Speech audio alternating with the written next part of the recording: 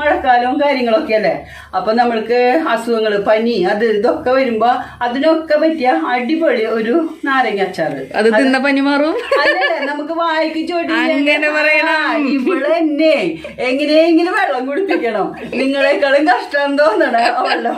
ചെറുനാരങ്ങ ഒരു 5 മിനിറ്റ് വെള്ളത്തിലിട്ട് മൂടി വെച്ചിട്ട് തിളപ്പിച്ചതിന് ശേഷം വാട്ടിയെടുത്തതാണ്. അപ്പൊ മമ്മി ഇതിലേക്ക് ഊറ്റി വെച്ചിട്ടുണ്ട്. ഇപ്പൊ നമ്മള് വെള്ളത്തിൽ നിന്ന് ഊറ്റിയെടുത്ത എല്ലാ ചെറുനാരങ്ങയും മമ്മി ഒരു ചെറുനാരങ്ങ 4 പീസാക്കിയിട്ട് തന്നെ ഇതേപോലെ അരിഞ്ഞെടുത്തിട്ടുണ്ട് കേട്ടോ. അതായത് നല്ലെണ്ണ. ഇതിന് ഒരുപാട് എണ്ണയുടെ ആവശ്യമില്ല കേട്ടോ.